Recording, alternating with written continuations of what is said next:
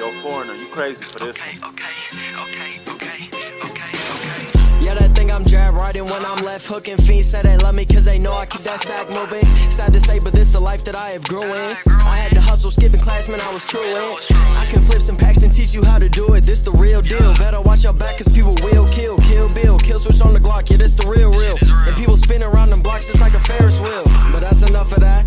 Let me tell you about my life and where I grew up at. I grew up in the south of Topeka. Then I moved to the east in the streets and I ain't fucking with neither. I ain't the type to go with kill or go and sit on that block. I'm the type to get What's going on, Bucket Discussions family? It's the boy J Coop, man, 1/3 of the Bucket Discussions podcast. And hey, man, I'm here to remind you to make sure that you guys are tuning into our previous videos on the Bucket Discussions YouTube channel. And make sure to also stay tuned for more great basketball. Hey, what's going on? Shout out to all my Bucket Discussions folks out there, man. We back at y'all with another reaction video. This one I've been holding on to for about 2-3 weeks now, man. We got Hip Hop Madness, one of my favorite YouTube channels on YouTube. This dude makes nothing but bangers. He's talking about hip hop. He's talking about the culture, man. So today we got a video that I think you guys are really gonna enjoy. You guys enjoyed my last J Prince video that I did. It went crazy. So we got AR-Ab, the worst criminal in hip hop history. So I think we're all pretty familiar with him. Me, I heard of AR-Ab. Drake shouted him out in a couple songs back in the day.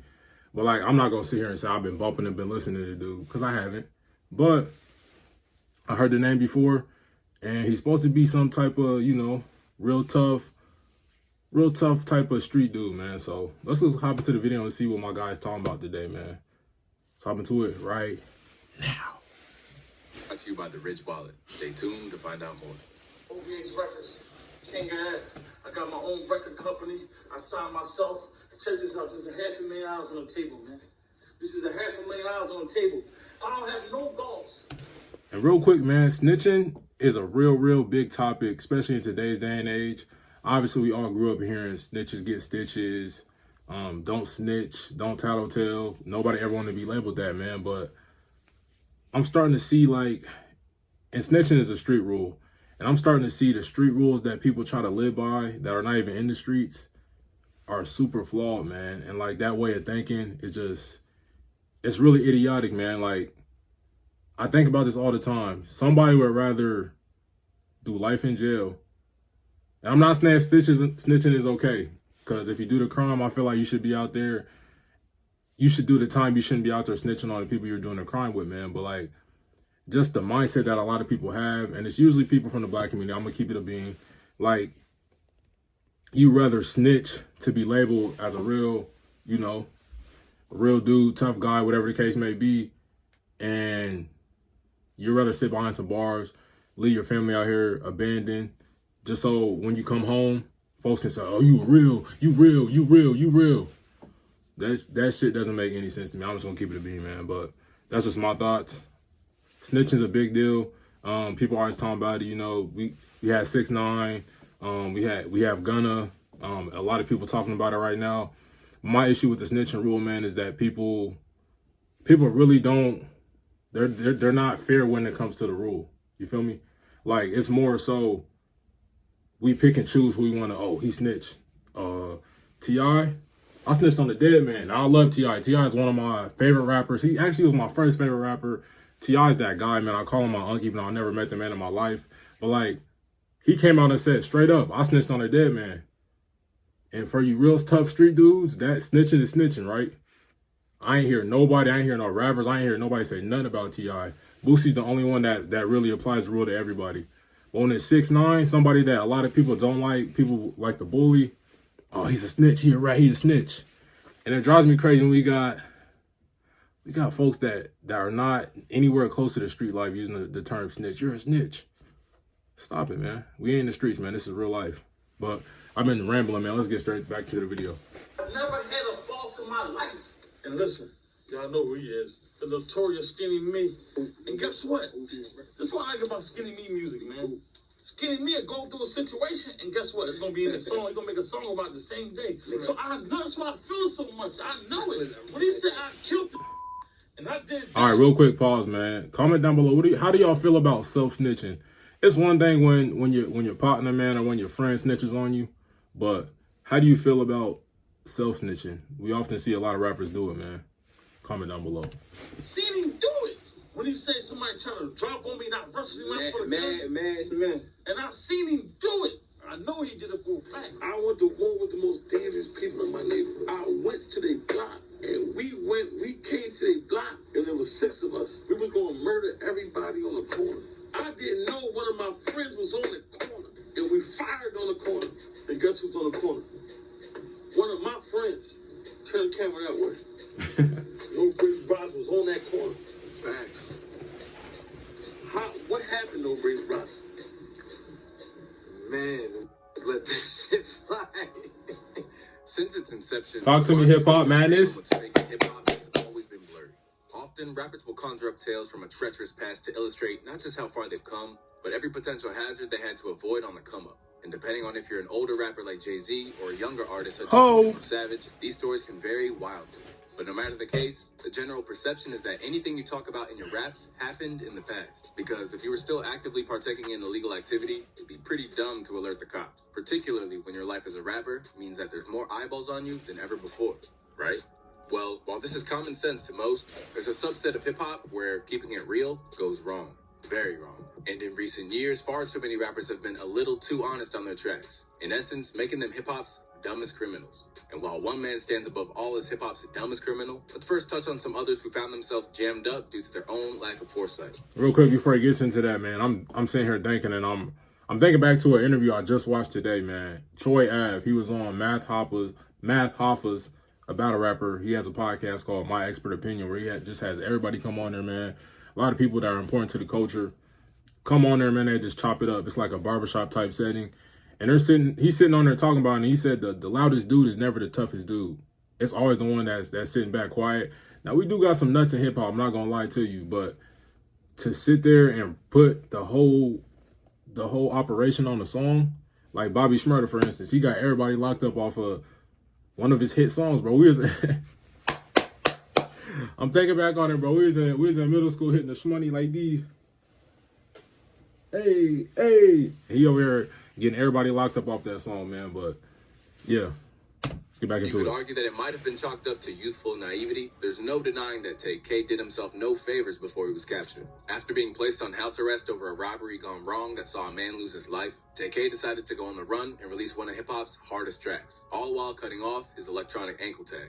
And as he put it on The Race, he did The I was trying Race. to beat a case, but I didn't beat that case. I did The Race. Featuring other incriminating lyrics such as, we was plotting, y'all was trying to get the packing, you get robbed for a fraction. And I hope Tay-K only made Hip Hop Madness talks about Vlad TV on here. Everybody says, Vlad's the feds. Now, if you don't like Vlad for whatever reason, I can understand that.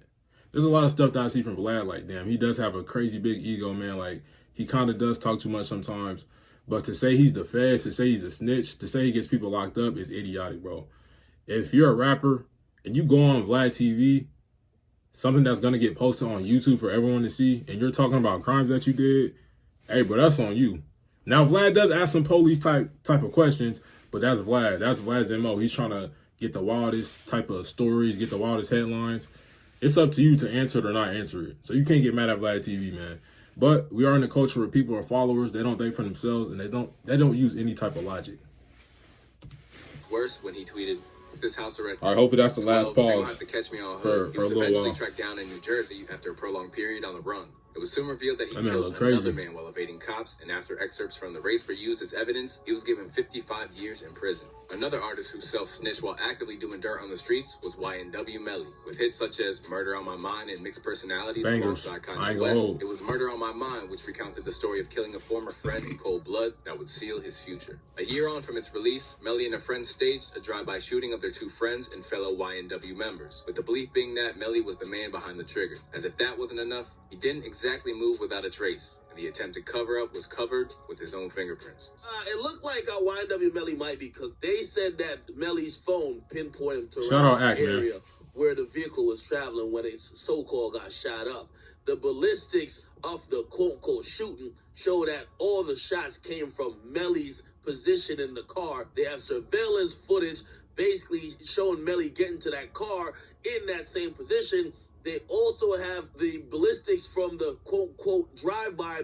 With a case that's strengthened by over 60 pages of DNA evidence, all signs suggested that Melly is looking at life imprisonment at least. I'm trying not to keep pausing, bro, but I got a lot of different thoughts that keep popping in my head, by nature, Tekashi 6ix9ine qualifies, and that he ostensibly talked his way behind bars. After initially asking some members of the 9 Trey Bloods to appear in one of his music videos, 6ix9ine made gang culture into so much of his public image that he deluded himself into becoming one. Ambushed by his own gang and then indicted on racketeering charges, Tekashi quickly snitched and turned federal witness. Now, he may be released, but he's eternally looking over. Hey, you don't gotta like 6ix9ine, bro, but can we admit that video is pretty hard?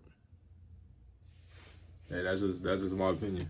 And what's more, his image has forever been tarnished. On the other side of the spectrum, we have an artist like Bobby Shmurda. Bobby! Self-snitching from the gate on hot, from admitting that Mitch caught a... One of the firest songs, bro. We was really dancing to that, bro. About a week ago. That song goes stupid. About a week ago, in a reference to his dead friend Shiesty, Bro, really was giving up all type of information. That his rise to fame coincided with the fact that he and his crew's phone lines were being tapped.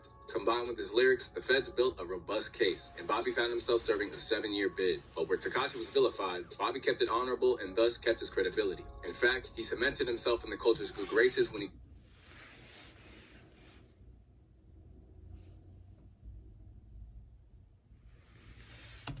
plea deal which entitled Rowdy Rebel to release early. I did it for Rowdy. They offered me 5 and offered Rowdy 12, Bobby said in an interview. They said the only way they'll give him 7 is if I took 7 too. So, you know, I had to take one for the So you want to know where to invest $1,000? I know there's some young kids that are really being influenced by this type of stuff right now. I know it sounds cool. It sounds, give him 7. I'll take 7 too. That sounds very respectable, man, but... For the dogs. In the ranks of hip-hop's nobody artists, trying to really go to prison for real. Hailing from ATL, prison, jail, whatever the case may be. 1017, Rollo's appearance on Mr. Dog Food. Dude funny as hell, I ain't gonna lie. Saw him talk about his involvement in the drug business. I was the biggest drug dealer in the bluff for a long period of time. I had the bluff and I had Simpson. I had the best quality. Hey, mind you, this is on Vlad TV. He's talking about this. Vlad may ask him about it, but you don't have to talk about it. You choose to talk about it on Vlad TV. Large quantity for a lower price. So I was outbeating all my competition around the way. I had all my dudes who just built this big empire, a drug empire. When you come from the era, you don't feel like nothing wrong with it. The things that I do when I shot people or when I shoot people, I ain't feel like it was a bad thing to do because that's what we did all our life. Trapped behind bars for the foreseeable future, Rollo has committed to never turn informant. But for all intents and purposes, he arguably took the stand against himself. But if Rollo worsened his own predicament, the man that's being awarded the honors of hip-hop's dumbest criminal of all time has got to go to ARF. In every aspect of today's society, things evolve. So watch the way you carry your cash, cards, and other essentials around be any different. Thankfully, Hip Hop Madness, bro. Revolutionize the wallet and make those much respect to you. I know you're trying to get your money up, bro, but we're going to go ahead and skip past this advertising. They'll have set the anything capable, any digital money, all bandit. Hailing from the notorious streets of North Philly, there was a time when AR-Ab looked like he had a real shot at making it. A former battle rapper who had lined himself with Cassidy's Larceny family, AR-Ab released a slew of critically acclaimed mixtapes and was tipped for a major label deal. A man who oversaw his own indie label OBH, AR was renowned for his authenticity, as when it came to Philly's illicit world, he was basically a crime kingpin. Nevertheless, AR got enough credibility and buzz in rap that he almost signed to Cash Money. And at the height of his visibility, he was referenced during Drake's beef with Meek Mill. I know I wasn't tripping. I drove here in a Wraith playing AR. I know I wasn't tripping, dog. Soon, AR went from being the hot local rapper to an artist with some serious credence in the game. Like, did that kind of change people's perception of you? Yeah. Everybody kind of like take me serious now. Yeah, a lot of people know my street reputation. Their whole thought process of me is Ab don't really rap. Just out here running around with guns and acting crazy. When Drake mentioned my name, it opened up a lot of ears who didn't know who I was or people who knew who I was. Then they said, you know what? Let me listen to his music. Although loosely affiliated and given what Baby referred to as the green light, AR-Ab and other members of his crew such as Dark Low never acquired a deal with Cash Money. And as Dark Low explained, they couldn't let go of the street life that had already made them a fortune. Everybody thought we were signed. As far as I know, it was never no deal involved. It was just, Stunner was like, I'll put you out. I want to show you some love. I want to just stand next to you. It was just about being around some real, genuine With Dark Low saying that Drake was actually scared of AR-Ab, it seemed like he'd always struggled to really crack the mainstream. But whether fear came into it or not is actually up for debate, as in many ways, it seemed like if you were around AR-Ab, then his tendency to shoot his mouth off about everything he'd done in the streets could make you guilty just by association. I made a lot of money. Not like drug lord, big inch money. I made hundreds of thousands of dollars on the street. I got little cousins and little brother who was already just shooting people. We had a rap group of like 4 or 5 artists, man. 2 of them in jail for murder right now. 2 different murders right now. Hey, bro, it's one thing to snitch on yourself, bro. But damn, you talk about your little brothers and little cousins, man. Damn. As I was with when me and Cassie got locked up for the murder. So this is my rap group, people. It got that nasty in the streets, man. Where they often say that real G's move in silence, AR-Ab basically carried around a megaphone for self-snitching. And as we see in the next clip, AR-Ab was so brazen with his criminal enterprise that he even outlined his plans for taking over a rival block. We got like from the 20th Street all the way to Broad Street. It's an epidemic. We might take a block on the other side of Broad Street. I might put some work out there. We on 20th Street. I'm thinking about going to 10th Street. Nobody gonna do nothing about it anyway once we get over there. By 2018, AR-Ab's past and present caught up with him when he, along with his crew, were indicted for his dude must be really tough. That's all I'm gonna say. role in a major drug trafficking operation. In 2021, he received a sentence of 45 years, meaning that at the age of 38 years old, he'll be in his 80s before he's a free man again. Meanwhile, Skinny Me was recently hit with a life sentence of his own, and Dark Low is serving 7.5 years. As for AR-Ab's lengthy jail term, lawyer Mo Ganga believes that even that could have been avoided if he had just stopped doing interviews. What happened at AR-Ab's sentencing was AR-AB. The judge, before he announces the sentence, says, "Young man, you've been sitting in my courtroom listening to the statements of the victims, listening to the prosecutor discuss your crimes, and the entire time you've had your hands folded like this. You don't look contrite. You don't look like you respect this process. I have the ability here today to give you a range of sentences. It could be anywhere from here to 45. And what I'm going to do, based on your behavior here today, I'm giving you the max. And if I was AR's lawyer, I got to be in tune with my client. I got to, before he goes in there, let him know that, bro, keeping it real goes wrong. You think you're going to go in there, you're going to stand tall. They won't break you if you act contrite. They'll break you if they give you another 20 years. Although AR-Ab's story didn't pan out well for him, it did represent a turning point for cultural awareness of how to act when the cameras are on. And if there's any positive legacy that can be extracted from this I went to the video and it's share that my it has thoughts. enforced awareness around certain platforms. During an interview on Vlad TV, Sue the Surf. channel on which AR did so much of his self-incrimination, Sue Surf did all but name AR-Ab's name while speaking of the dangers of doing interviews and discussing street activity. Might hold you up to a high standard. See, and this one right here, I love this right here because Sue Surf really showed, like, when he gets on here, like, he called Vlad out, cool. But Vlad, you can ask these questions, but he's basically showing y'all young rappers and people that go on Vlad TV, you don't have to answer these questions. You feel me? I would indict it. You're a dater, but you wouldn't say I got anybody indicted, but you finished. Some of my peers aren't fast enough or aren't intelligent enough to know when it's bait being swung their way. If the police ever try to seize any sort of footage, I would deny it. I would fight it. You don't got to. It can go straight to YouTube. From TK to AR-Ab. But that's the thing about Vlad, man. I don't really like the whole, like, folks just like to try to pick and bully people, man. I don't really like that. Like I said, you can like Vlad for whatever reason you don't like him, but to say he's a snitch, to say he's the police, bro, anybody doing interviews is a snitch then. Like, Vlad is just like I said, his MO is to ask these tough, crazy questions that a lot of people are not going to ask. But, man, let me wrap this video up, man, wrap up my thoughts. Dope video, Hip Hop Madness, man. I'm looking forward to the next one. But, yeah, I feel like we should really touch on that, man. The judge was like, you sitting in here on, like, the tough guy act, your arms folded, like you don't care about nothing, like you a super big, tough, mean guy. And he said, all right, cool. I'm gonna throw you 45 since you want to act tough in here. Like, and I want to be sensitive because I know a lot of people came up in super rough environments, and like they might not necessarily have the guidance to live a different life or live a better life. But like, I feel like a lot of us are influenced by the culture and like these rappers and what we see, man. But we got to be smarter than that, man. We can't be on, like, there's more to life than just being on that tough guy shit all the time, man. Like, especially the young black men out here, man. I just want to see everyone do better. But like, I feel like that really goes to show, man, that tough guy shit only gets you 2 places, man. And that's all I got to say, man. I'm going to catch you on the next one. Peace. In the jungle like I'm Conan, kind of with both hands. Switch the flow like it was broken. I'm on the road, man, making plays just like DeRozan. I shoot my shot, and that shit wetter than the ocean. I brag a lot, but with the wind and come the boast in. I made a lot from them apartments that I sold in. He didn't make it up to college, so them streets where he enrolled in. I know I'm a scholar from the moments that I was exposed in.